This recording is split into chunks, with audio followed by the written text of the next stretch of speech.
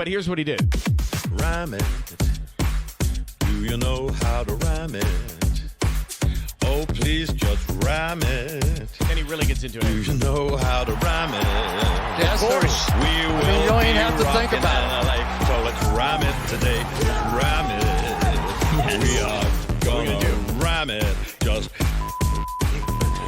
rhyme That's it. where he just rammed it. I like that. Everybody, Amazing. I'm not going to remember any of it. That's good. That's the way to go. All to the Rams today and ram it. I mean, now he's like on his feet.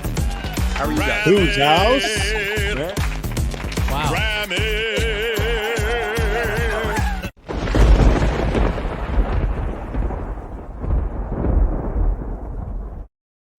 Hey, everybody, and welcome back to Rams Brothers the Pod. I'm your host, Dean, and I'm joined by the other host of this show, Nick. And Nick, got the Cardinals on deck. How are you?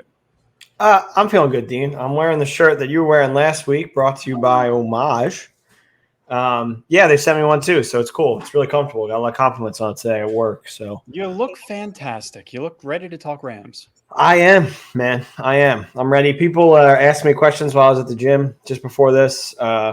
They're like, I don't think the Rams are going to go down 1-2 under Sean McVeigh. So I've been talking it all day. I'm ready to officially talk about it with you. Give my official takes. There's confidence in Los Angeles. It seems like there is enough reason after we've combed through the Arizona Cardinals, what they did last year, how they ended the season, what they brought to the table so far this year. But first, I want to start off with our first sponsor, BetOnline. BetOnline is the fastest and easiest way to wager on all your favorite sports, contests, events with first-to-market odds and lines. Find reviews and news for every single league, including Major League Baseball, the NFL, NBA, NHL, combat sports, esports, and even golf.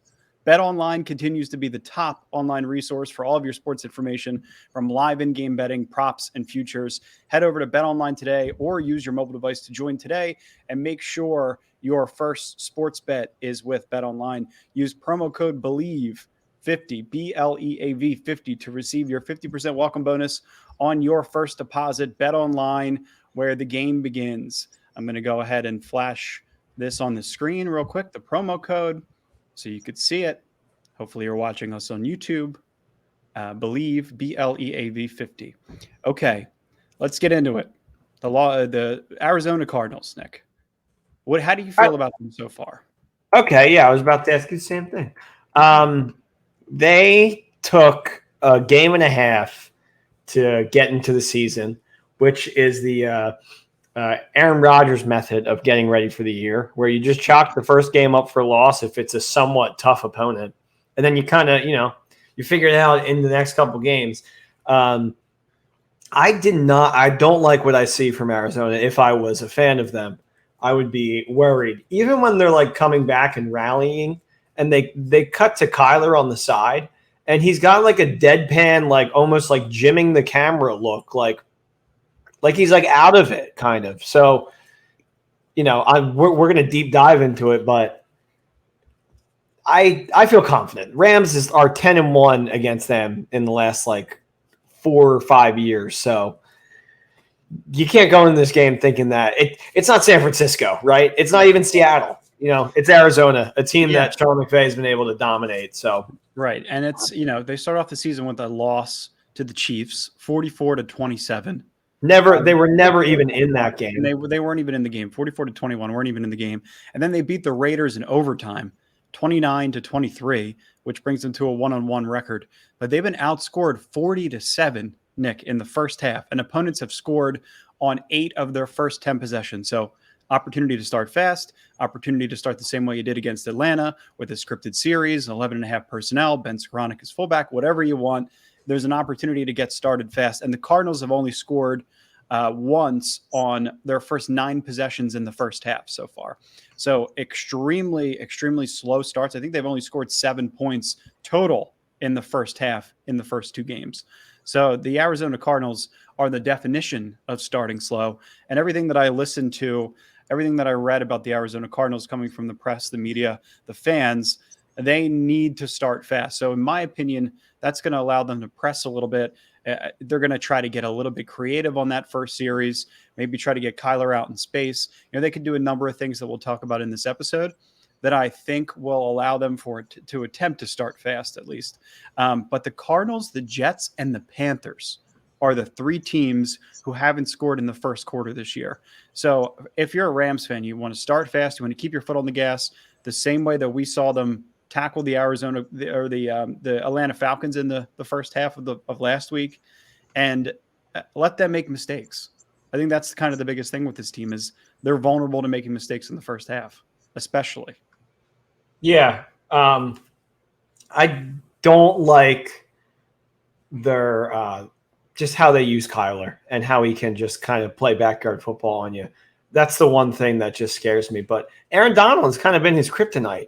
And just from the last time we played them, that was the confidence that like this Arizona team gave our Rams team the confidence to go and win a Super Bowl. I mean, you dominate a playoff team like that at home. You really have an opportunity to just keep the entire thing, like the entire playoff run in your power and in your destiny. And that's what they were able to do.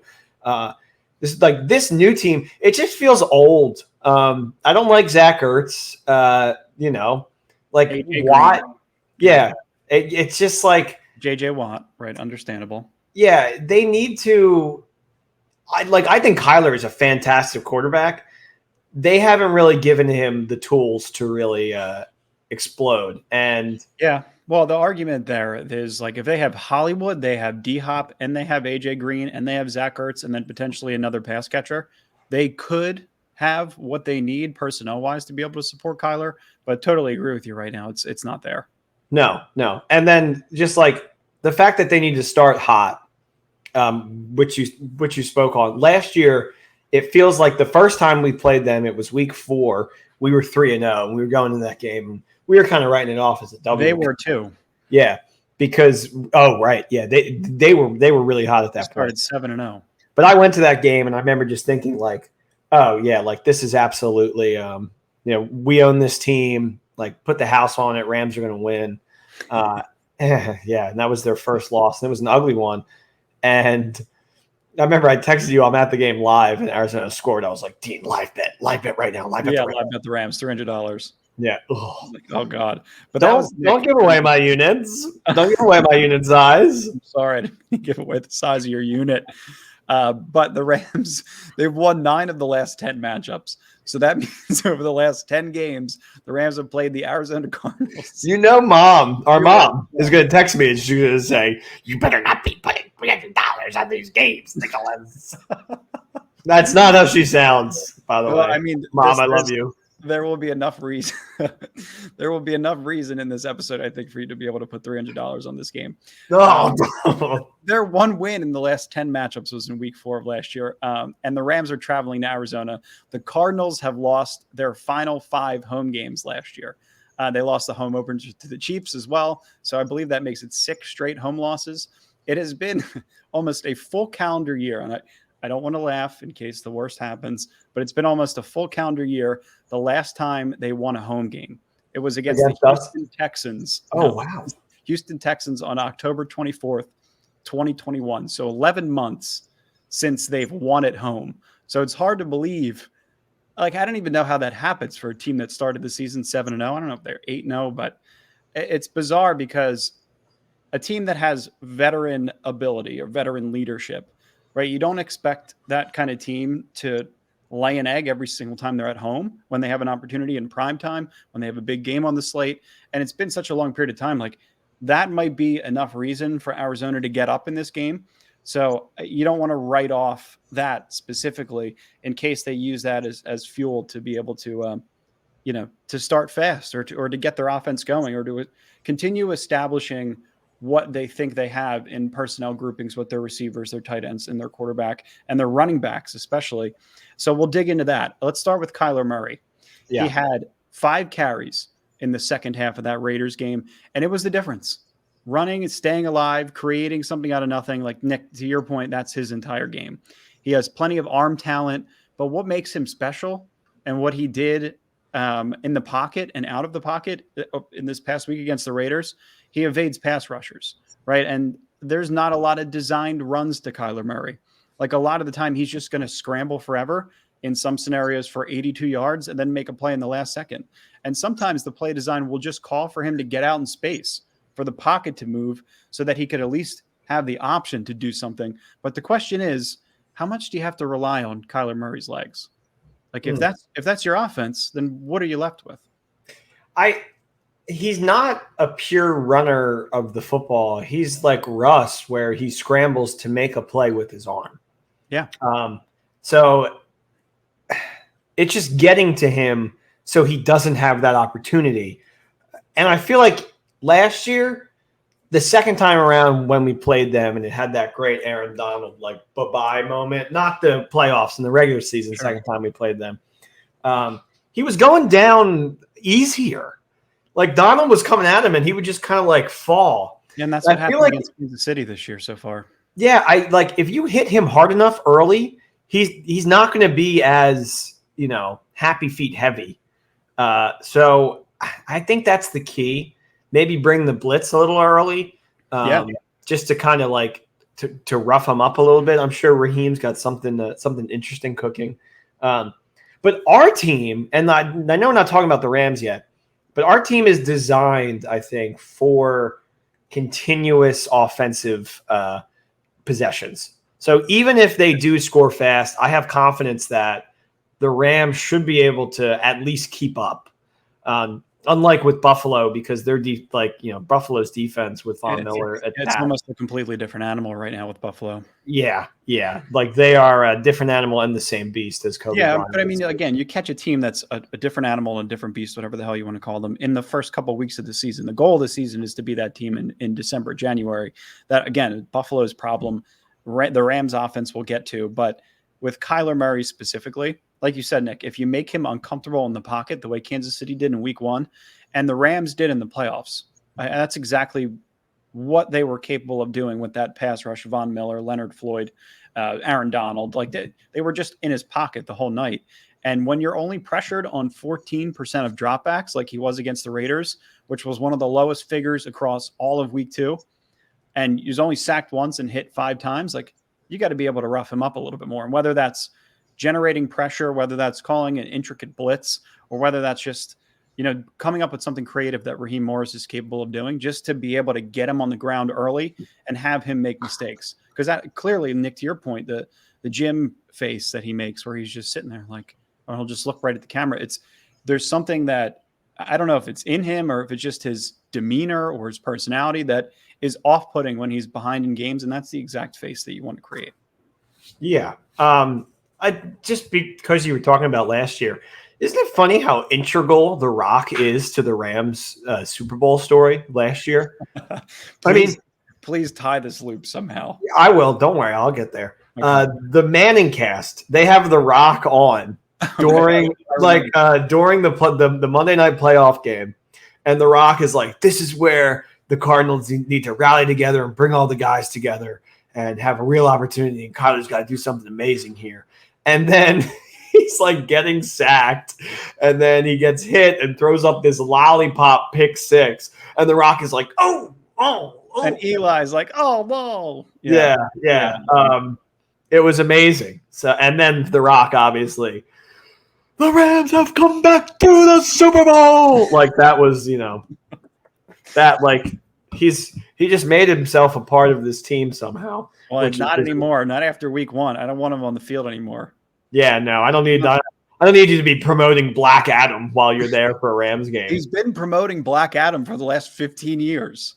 No, for real. I was in high school, and I remember we talked about how he was going to be a superhero in high school. That's how long the news has been out. I'm 27, turning 28. Yeah.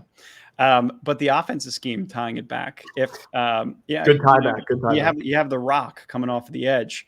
That's something that's a bonus. The Rams have added players on the edge that could potentially, maybe it could reap benefits on Sunday. I don't think they're going to be part of the roster, maybe playing up to speed the way that they should be, but you want to have players coming off the edge, players that can generate a pass rush against somebody like Kyler Murray, get in his pocket early. But their scheme, the Cardinals, because they haven't scored a point in the single quarter and they only have 7 in the first 2 halves of the first 2 games, like you combine the ability to run the ball with designed runs, RPOs, zone reads, like Kyler Murray could shake free any moment, but with an offense that's predicated around stuff like that, you come out with an average of 6 yards per attempt, which is what Kyler Murray had last week.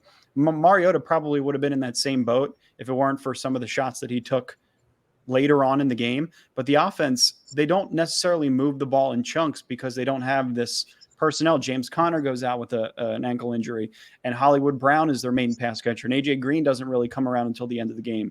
Like, there's a lot of moving pieces in the offense because they don't move the ball in chunks, and you'll see this probably on Sunday. It's not Murray's legs that are causing the damage necessarily. It's Murray escaping, time in the pocket, looking around, nothing open downfield, and then he'll take off after that. So it's not like a designed run. It's not a designed RPO where Kyler Murray's taking off, up the B gap for 57 yards away that Lamar Jackson would. Right. Yeah. And their offense, they're most successful right now when it's on the ground. And to my point about how they're getting other personnel involved in the pass game, like when you're dominant on the ground as a whole, they rushed for 143 yards on 28 carries, 5.1 yards per attempt, and 2 touchdowns. Like, it's really, really tough to win games that way if you fall behind at any point. And that's where I feel like the Rams could get an advantage if they are able to start fast. But they need Kyler to be able to take some shots and stretch that secondary because, I mean, it's Hollywood Brown, Zach Ertz, Greg Dortch is their leading receiver, but Hollywood Brown and Zach Ertz both had 11 targets each against the Raiders last week, and it continues to increase week over week, so you're seeing a trend there. But no Antoine Wesley or Rondale Moore hasn't practiced yet this week against the Raiders either. Both of them didn't play. And we haven't seen the same kind of distribution with the ball in the pass game without DeAndre Hopkins. Like, if he gets 15 to 16, 17 targets, meaning like Hollywood Brown hasn't taken over that role fully yet. Like, he'll get maybe 10, 11 targets, but they don't look like they're necessarily on the same page. Remember, Murray took a deep shot that he missed on. He took another one. I think he threw in a double coverage. Like, there's not a ton of consistency and chemistry there yet. But right.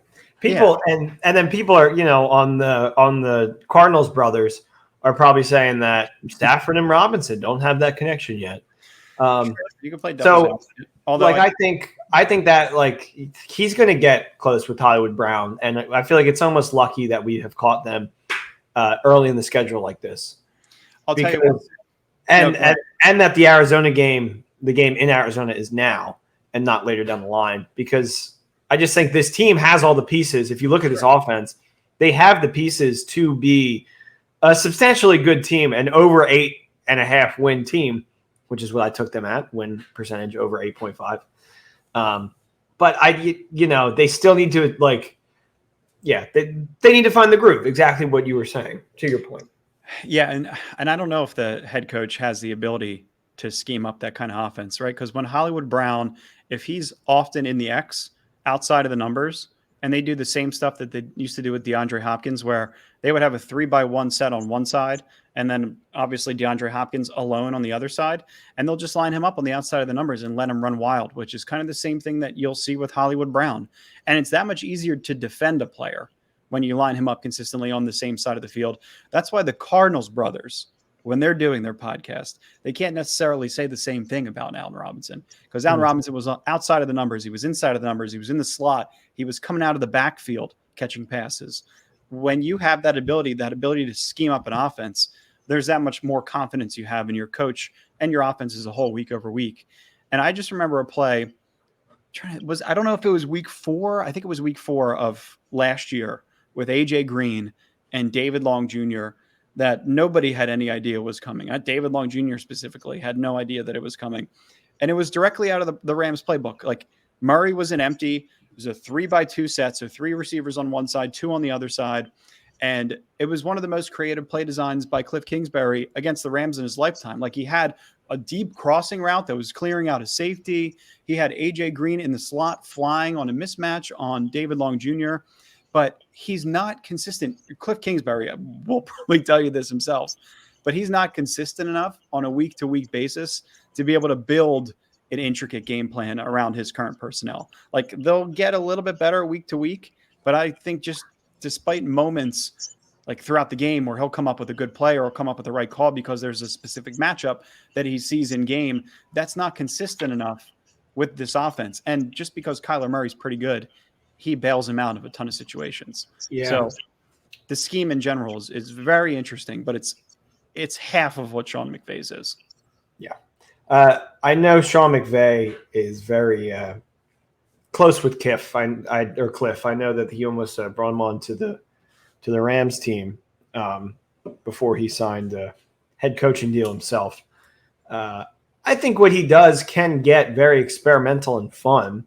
But you're right. A lot of that has to do with Kyler making it kind of up as he goes. Sure. It's like, okay, if this dies out and you make time on your own, then he's going to be able to come across the top because the safety has been pulled to Zach Ertz down low or something like that. You know? Somebody's crashing to help underneath or in the middle of the field. Yeah, totally. And I can't tell if that really makes Cliff's job easier or harder, because it's like, do I have to design this play to last for like 5 seconds potentially because I have a guy that can make it last that long? You know what's crazy, Nick? I don't even know if he designed that play. Like that could have been AJ Green, 11 years in the league, saying to himself, like last second, signaling over to Kyler, like David Long's in front of me. I'm going deep. Yeah.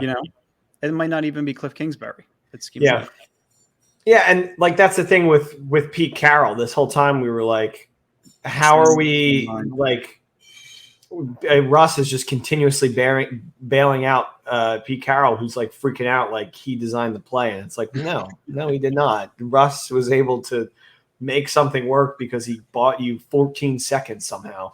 Oh my God, so many times with the Jeff Fisher Rams would you watch?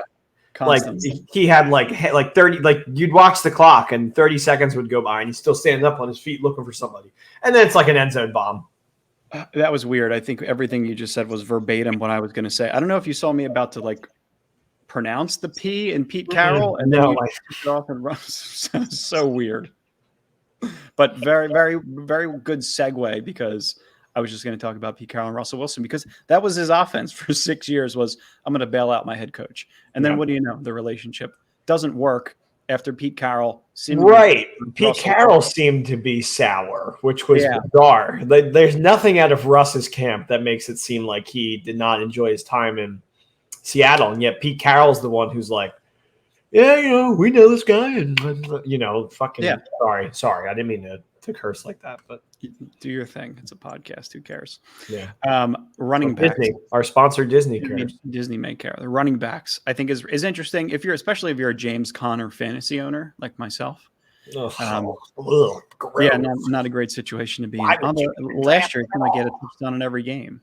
So, Daryl Williams and Eno Benjamin. Call them the Cardinals bros if you want, but they're in a replace of James Conner. Daryl Williams, I think, is similar to James Conner, the way that he can, do kind of the same things, catch passes. Eno Benjamin's more of a Chase Edmonds replacement, more of a speed guy.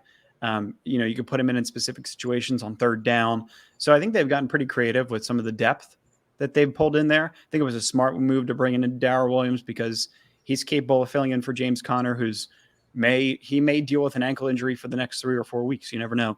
And Eno was good in week 1 and Williams was good in week 2. So we might get a dose of both of them. And if James Conner is healthy, I thought that this stat was pretty crazy.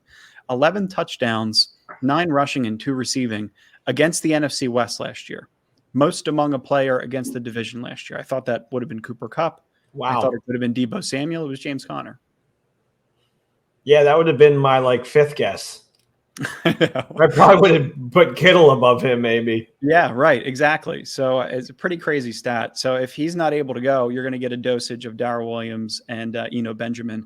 But, if James Conner can go, it might work to their benefit because they've kind of had some success utilizing those 2 running backs in a rotation. So we'll see. Moving over to the defense.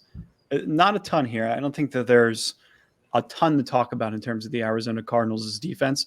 But I think the biggest story coming out of that Raiders game is how the hell did Davante Adams only have 2 receptions for 12 yards and a touchdown on 7 targets? I was like, how is that even thinking to myself, Davante Adams' family's there. He scored a touchdown. And then, Nick, I don't know if you saw, but he went through the legs and then almost jammed it on the goalpost. But wow, that's not legal anymore. You can't touch the goalpost. So he just went through the legs and then kind of laid it up Jared Goff style. But his whole family was there watching the game. I'm thinking to myself, it's going to be a massive day. And it seemed like they had safety help on every single play. It was impressive. We could have really used a little Raiders help, make them 0-2. I guess they'd maybe be a little feistier against us. Yeah. But still, come on, Raiders. You really going to blow that? Hunter Renfrow, you're going to fumble the ball twice? All you had to do was get the first down. But then also Derek Carr, dude's in triple coverage. What are you doing? I mean, I liked Derek Carr a lot. He's looked terrible this year. Terrible. I think it was a tough evaluation with the defense so far. First of all, it's a small sample size, obviously only 2 games. But the first game, they just got exposed by Patrick Mahomes, right? 44 points on the board. It was easy work for him. And then the next game, it's Derek Carr. Yeah. You don't even know who you're going to get week to week. You might get 3 touchdowns and no picks. You might get 2 touchdowns and 4 picks. You have no idea what you're going to get with Derek Carr. So, I mean, I think their safeties, if you look at their safeties, Budda Baker, it's a good player. The other guy, Jalen Thompson on the other side, also a good player. They have Murphy Jr. Byron Murphy Jr. is a decent player. Marco Wilson is on the opposite side. I think he's a fairly new face there. And then it's J.J. Watt, Allen, Lawrence, and Golden on the defensive line. Their front 7 isn't anything intimidating. Maybe a couple of years ago with J.J. Watt when he was healthy. But, I mean, these are names that are not necessarily recognizable to the common fan. Yeah. I did some digging myself today because I have Daryl Henderson in fantasy, and I'm thinking if I should start him or not.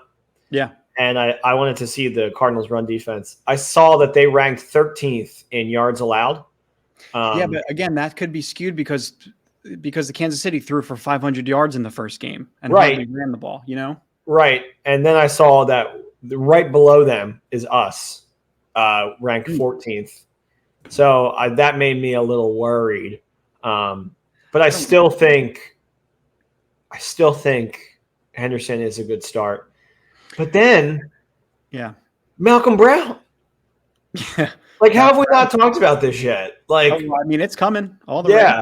All right. Let's just hold off. Let's get through the Cardinals. Yeah, but I mean, Nick, to your point, and we'll get into this. Marcus Golden, edge rusher, he's ranked 99th out of 103 edge rushers. He's got a grade of 43.9 on PFF.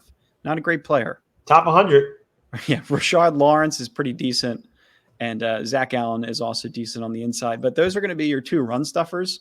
And then you obviously have Vigil and then Vallejo and Collins as the 3 linebackers. So, there's a potential for those guys to step up and make plays. But the way that we're getting second-level blocks with this potentially new offensive scheme, new old recycled offensive scheme from Sean McVeigh, plus Malcolm Brown, plus Daryl Henderson looking like he's 20 pounds stronger, I don't know. I think there's faith to be had.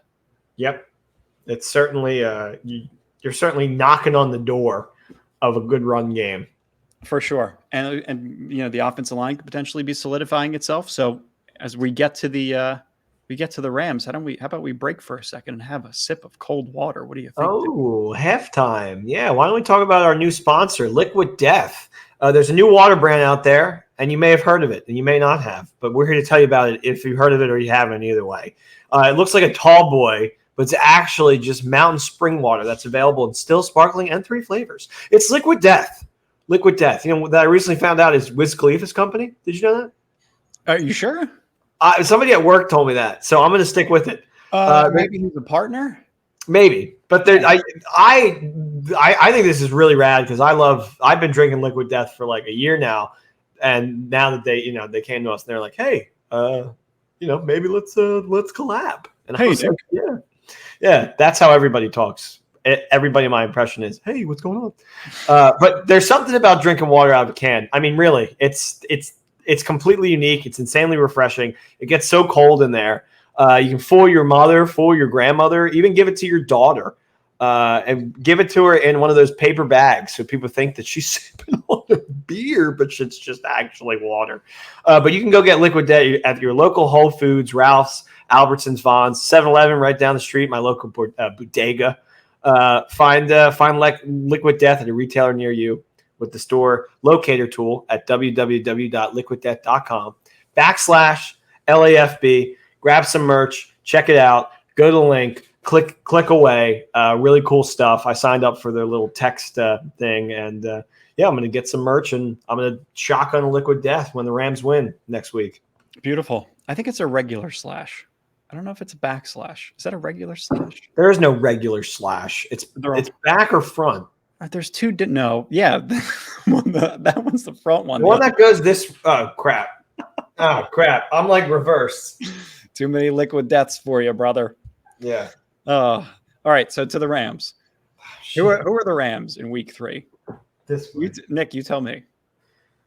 Well, Malcolm Brown. Who are? Yeah, I alluded to it. We got Super Bowl champ Kendall Blanton and our favorite C.J. Anderson clone Malcolm Brown are back.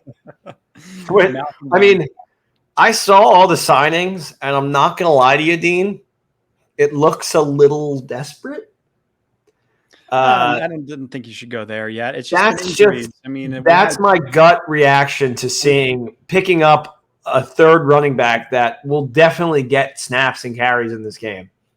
So it doesn't make me feel great about where we are, at least in the run game. And then Blanton makes sense because who was it? Hopkins got suspended?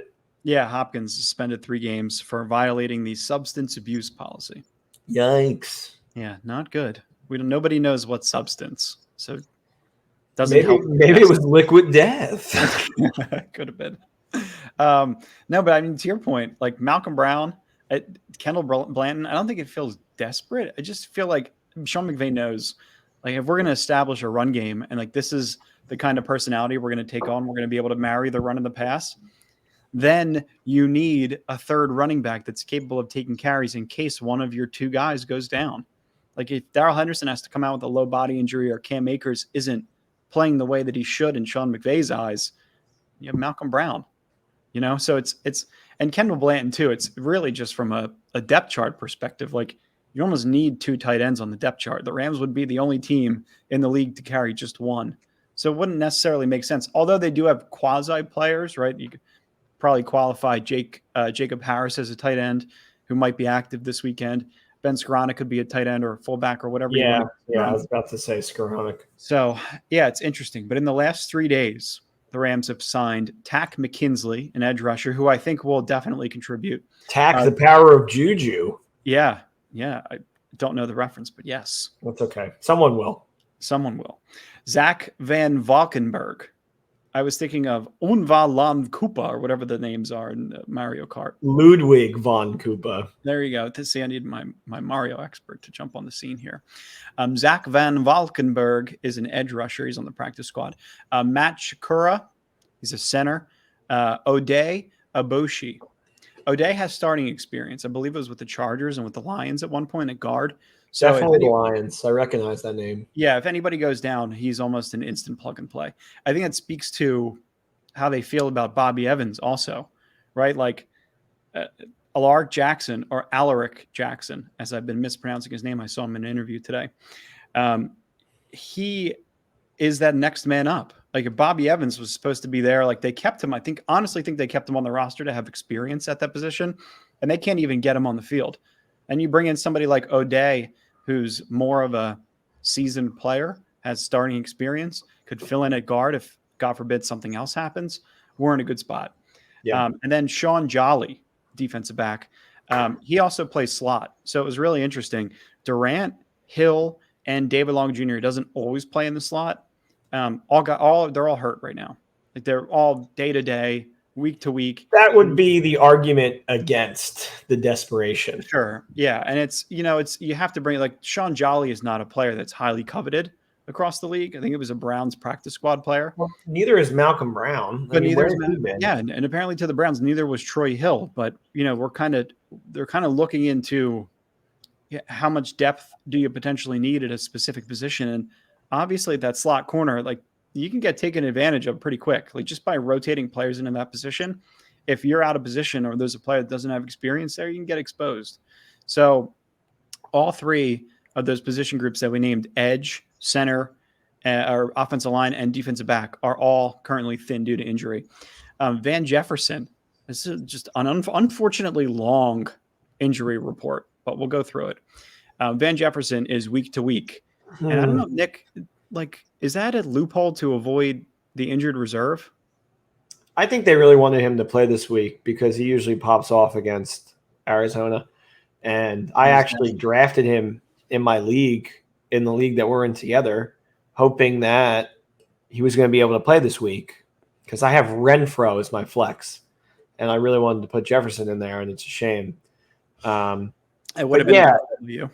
It did. I don't want to see Skoranek line up again as a receiver. I'm sorry. I know you're only as a fullback. Fullback is fine. I actually liked what he did as a fullback. But he can't spread the field, and he just scares me. He can help to spread the field. He just can't stretch it. Like, he's not. Mm-hmm. And even if they send him, like, their rate at completing passes to Ben Skoranek down the field of over 35 yards is 0%. So oh my God. I know I bring this up too much. I understand. But the flashbacks I get with that kid just ugh. Yeah, I know. It's Super Bowl and the NFC Championship game, or maybe it wasn't the NFC Championship. One of the San Francisco games, he dropped a ball that was perfectly in the end zone. I know. Everybody remembers. I know. Let's not drag him through the mud. He's a good player, and he's helping. Sorry, Ben. He's helping build this run. Athlete, though. Right? This is part of the game. Yeah, of course. But I mean, like, I know how you feel as a Rams fan. Like, you want to see them be able to run the ball. You don't just want to see a one-dimensional offense with Stafford and Kupp.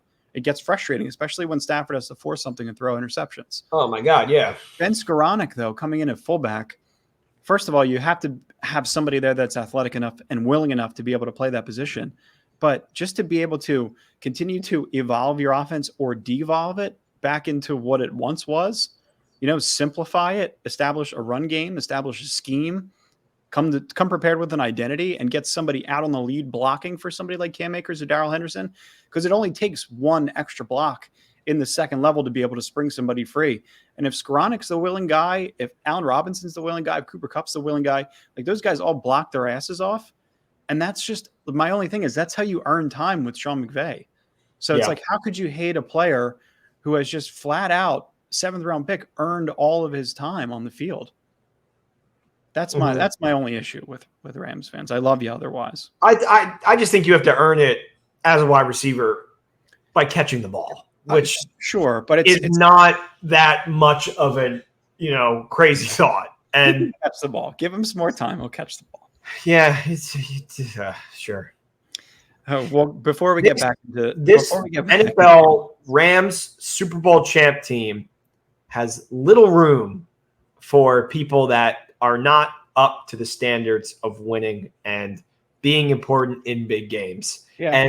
And they cut people when they're not there. And yes, he has made a case for himself, but a lot of Rams fans will say that he has done some stuff. Had they had lost the Super Bowl, I will never forgive him. But think about the potential future with what you could do having a larger playbook. I don't see him in the future because you have Robinson, Kupp, and hopefully OBJ. Right, exactly. But if for whatever reason one of those players has to rotate off of the field and you could mix in a different concept that keeps the defense on their toes, the same way that Buffalo did in the first week of the season against us.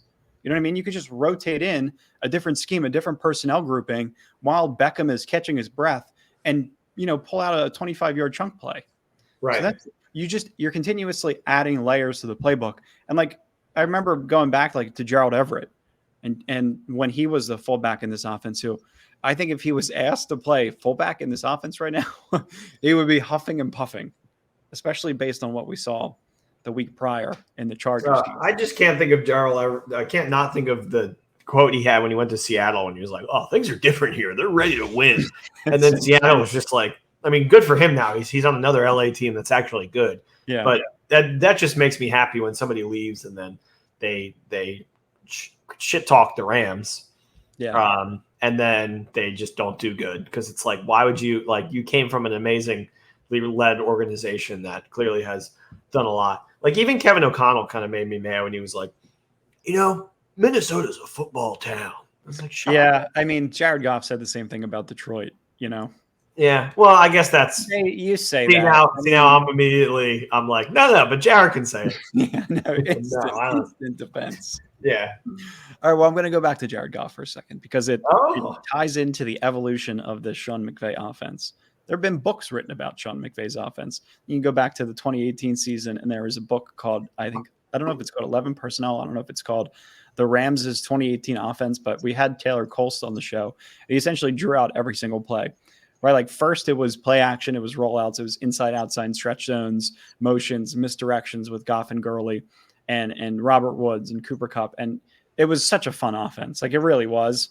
The jet motions and everything that you saw, just everything that Sean McVay brought to the table that was creative was so much fun.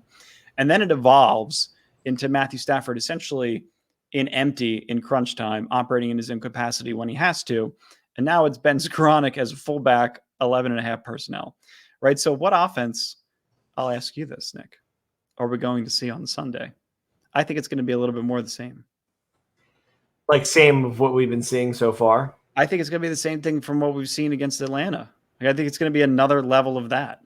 I feel like this offense isn't the same as last year's, Mm-hmm. Whereas like pick apart, deep shot, They don't have one single deep completed pass yet this season. Mm-mm. So that's what I'm going to be looking for. I'm going to be looking for 2021 Rams that were able to really open up the field and get something deep with hopefully Robinson. But yeah, because that's not Kupp's MO. Kupp's going to get the yak, get the yards after the carry. You're right. No, you're right. And it's like that's the nature of how teams are trying to defend the Rams now too, because they know that they're explosive plays. Like Mahomes is a magician.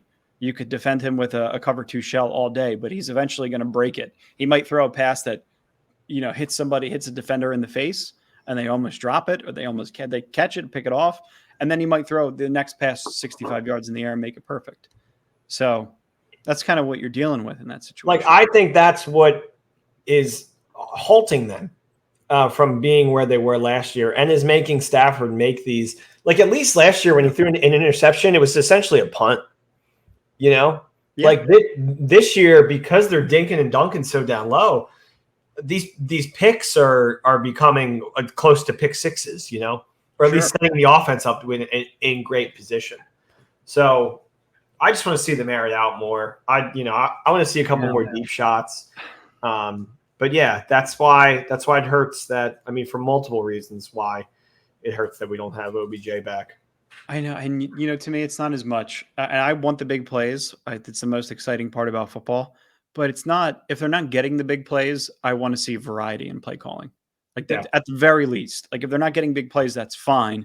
But I don't want to see like a scaled back version of an offense because Sean McVay doesn't feel like he has the right personnel. Like get creative and go back to some of the old plays that you've utilized. Like creative runs, jet sweeps. Like, come on. Right. Emotions and getting players in space and getting lead blockers and lining people up in different positions. It's what we talk about really every week if the Rams have an off week, and they seem to come back and make the adjustment. I just remember in 2019, like, different pre-snap stuff, different motions and everything, but just the idea of a fullback adds another concept to their run scheme. Right, but they don't have a true blue fullback. Let's be real. No, of course. No, I'm not saying Ben Skoranek is Mike Allstott by any means, but I mean, he's like 6'3", 225 pounds. It doesn't look like him whatsoever, but he's willing to block. And when you could marry some of those concepts together, we talked about this a little bit with Atlanta. Like when you could marry the run and the pass together, you could put out a similar concept on the field, a similar formation. And instead of calling a run in that formation, you call a pass play, and it keeps defenders on their toes. And that's the danger. That's the look that you need to be able to build simultaneously to then open up the pass game that you want to see. Right. And I think they're clearly capable of it, but will we see that? I also wouldn't mind if we just have a Daryl Henderson game, Yeah. I'm just afraid that this team is never going to be the team that could rush for like 200 yards in a game. Yeah, I know. But that's the bad like then you can't hold on the leads. Well, yeah. But last year they were only able to hold on the leads to teams like Jacksonville. So you're not like You need to be good down to the wire, but you don't need to hold on to a lead to win every game. No, but Nick, like to your point, like if they rushed for 143 yards on 28 carries, 5.1 yards per carry and 2 touchdowns, which is what the Cardinals did against the Raiders. I mean, it doesn't matter how you win the game. If that's what the game plan has presented to you, if that's the matchups you're seeing, if that's the personnel you're going up against, yeah, that works for me. I just don't know if they're capable of doing it. Yeah. That's the fear. Maybe Malcolm Brown brings something new. Because I think he gets carries in this game. I don't think you bring him in right now if he's not getting carries in this game. Yeah. As much as I want him to bring something new to the table, you and I both know exactly what he is. Yeah. He is, in the goal. But how about it? Last week I'm talking about how great it would be to have like a Sonny Michel type bowling ball. And that's exactly what Malcolm Brown was for so many years for the Rams. But you said on a podcast like 2 weeks ago that you wanted Malcolm Brown back. Yeah. I think we got some Rams insiders listening. Maybe we do. Some people close to the team. Huh. How about that? We may. I think that's pretty much all we have in terms of the Rams. Should we pass it off to Nick and his picks? Yeah, let's pass it off. I think one other thing right before we pass it off too. Stafford, keep him clean. Offensive line, obviously major focal points. That needs to be repeated. Only sacked once, 2 quarterback hits against Atlanta. And then Cooper Kupp, weird stat. Then I'm gonna get it out, and then we're gonna throw it away. Sound good? Yeah. Cooper Kupp was held to 64 receiving yards and no touchdowns, which was his lowest yards total of the year against the Cardinals in Week 4 of last year. So when the Cardinals are rolling, their defensive backs are making plays. They're making plays, and Justin Pugh did a pretty good job with Aaron Donald in that game. Kept them somewhat quiet. So that just, early season miscues and, getting your groundings. I just feel like the Rams are in a better position at this point to run through the Arizona Cardinals because Cliff Kingsbury ain't got shit on us. Yeah. No, he really doesn't. He had one game, and of course that was the game I bet on them as heavy as I did. Well, speaking of betting, why don't we go into next picks? You ready? I am ready. Just give me 1 second. I think is there a new song? Yeah, but let me set it up. Okay, go ahead. All right. So welcome to another great week of Nick's Picks, everybody. Our our new sponsors got together with our old sponsors, and they did a little dance, and Liquid Death helped us and Homage helped us crumble up some extra money together to pitch another new theme song, trying to figure out how this one will play. Diehard Rams Brothers fans will remember it as long ago as the 2018 season when we weren't even on Apple Pods and we were on Dean. What was the name of that service that we used? I don't even remember. We used to record 15-minute episodes and then it would vanish from thin air. Oh my God, it would be gone, and then we'd call each other and be like, "It's gone. What do we do?" And fast forward to 5 years later, what the hell are we doing still? I don't know. But look, we spruced up the theme song. Why don't we, Dean? Why don't you play it for everybody? Dean has not heard it, so let's hear the new. Let's hear the new and improved Nick's Picks theme.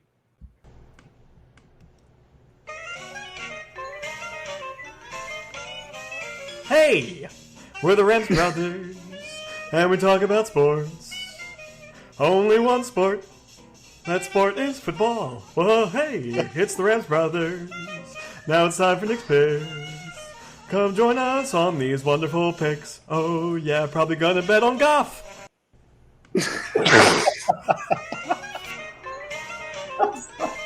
Cut it. Cut, print, put it in a movie. Oh, thank you, Jim Henson's son, Brian. Oh, that was fantastic. The ending, the beginning. Hey, it was just got me all together. Well done.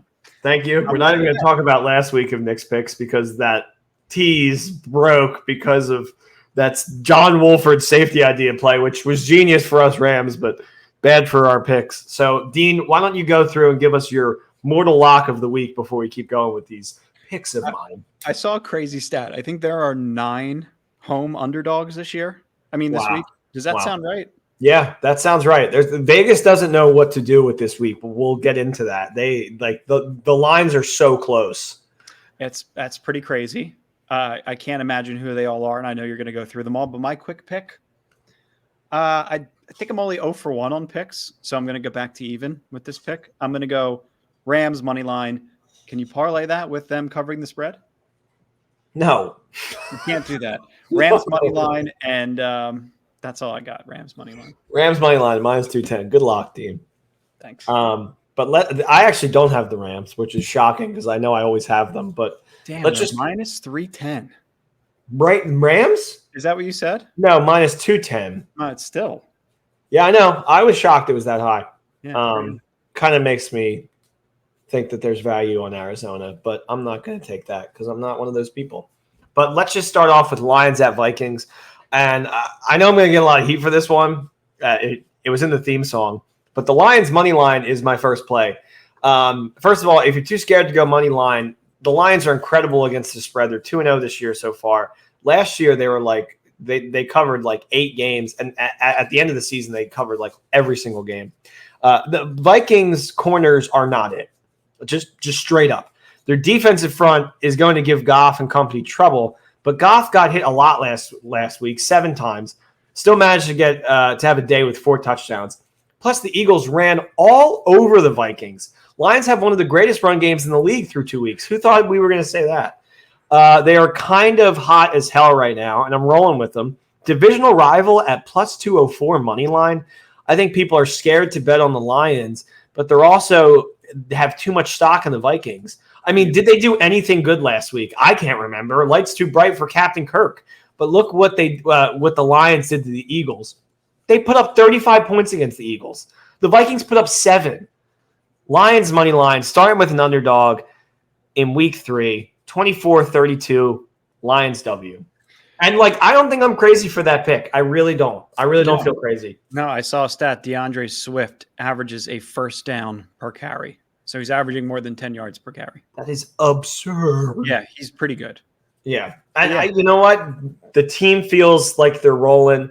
They get a good vibe here. They got a couple, after this, it's Seattle and the Patriots and then the Cowboys. So they could, even if they lose, I think they definitely cover. But if they lose, I think they may be rolling a little bit. Interesting. Thanksgiving game could have some meaning this year for the Lions. How about that? They're not going to be able to but they play the freaking Bills. Oh, God. Yeah. Anyway, Packers at Bucks. Why would anyone trust the Bucks? I mean, they played the crippled Cowboys. They barely scraped by the Saints, even though the GOAT, Tom Brady, made a bunch of hissy fits. It annoyed me that people were okay with him being a little bish, but not when LeBron complains to the refs. They call him Le Fraud, and now he's Le Bald. Anyway, I like what the Packers do more in the regular season than the Bucks. They always have an amazing record. Rodgers puts the team on his back, and they just blow out the Bears like they always do. It gives Rodgers a chance to get back on the rhythm. Rodgers is the kind of guy who needs one of those kicks in the ass to get started. And weirdly, it was the Vikings that did it to them. I didn't see that coming. I didn't like what I saw from Tom last week. He looks weak. It looks like he's making business decisions by throwing the ball fast so he doesn't get hurt. The game is a win-win for us Rams fans. We like to see, these NFC Titans lose. So it makes me happy just to watch this game and see them duke it out. And I'm watching with a Packers fan. My buddy Lucas is going to be in town. So nice. I'm going to go 13-19 Packers, a weird low-scoring game, but Crosby, for whatever reason, goes off. Yeah, it could be a low-scoring game. I think what's really interesting is Mike Evans appealed that suspension, that one-game suspension. John Runyon is ahead of the appeal department team. And John Runyon's son, John Runyon Jr., plays right guard for the Packers. To keep Mike Evans out of the game, I felt like that was I would have had, I don't know, just reviewing the tape, I would have allowed Mike Evans to play after he pushes Marshawn. But that's just me. Well, but it's a little strange, so I understand why you're edging towards the Packers. Yeah, for the pick, it does make me happy. And they're even money, which is always nice. So you bet 100, you win 100. Or you bet 300 and you win 300, apparently, if those are someone's units. Like, Nick, the appeal came in, and it was John Runyon. And do you remember James Thrash from the Eagles? James Trash, they used to call him around here. Oh, yeah, I remember that. From Runyon to James Thrash. Like, that was the appeal department. I don't know why it's the 2004 Eagles making all those decisions, but, it goes towards your Packers pick. Interesting. Moving on. Falcons at Seattle. Weird game that only Warriors will bet on, but here it is. And you got a Wario right here. I honestly like what I've seen from the Falcons offense. What they brought to the table is honestly, it's kind of impressive. And nobody had this team thinking that they were going to be able to, actually compete, and they have been. It's truly a magic show or an illusion show if you want to get all Arrested Development about it. They don't do anything great, but they let Mariota be himself, and I don't think Seattle is good at anything besides goal line defense. And look, with a game like this, let's be honest, you really are flipping a coin, right? Sure. I'm picking the side that's not in our division. Small units on this one, but it allows me to have another team to watch while the Rams potentially let me down, but I hope they don't. No. But like, if Stafford throws a pick, I can just I can click over to I can go do one click over to Falcons at Seattle. Yeah, that Falcons and Seattle game may end in a tie. Yeah, I could see something weird like that. Something weird could happen. And then quick pick, I'm gonna give you two. Broncos over San Fran. I know it's not Pete Carroll, but Russ usually tears apart San Francisco, so let's run with that. And then Ravens -3 over the Pats. Don't see the Ravens going down 1-2 against two teams that they could have beat. Caveat: watch to see if Lamar plays. I know he was questionable earlier in the day. I haven't checked again. He's my fantasy quarterback. I think he goes off. I think they beat them by a lot. Yeah. So let's just run it back real fast. Lions over the Vikings at +210. Packers over Tampa, which is even. Falcons over Seattle at +105. Giants at Cowboys. Wait, did I say Giants Cowboys? No. No. So I'm going to take that pick. I'm going to take that one out. I guess that was originally in the roster. You know what? I see it. Cowboys could potentially be like +115, +120 in that game. Might be some value there. I'm just going to take it out. I don't like it as a part of as a part of Nick's picks, even though I think I did more. I mean, I don't think I know. I'm the one who did it. I did more research on it, and I was like, "That feels like a stay away." It's just a Monday night, so it's tantalizing. And then lastly, the quick picks: Broncos over San Francisco +105, Ravens -3 over the Patriots -110. Lots of Vegas not knowing what's going on; they don't know which way to lean. That's a week where I feel like you should take advantage. Also, this is just a little extra thing; it has nothing to do with Nick's picks.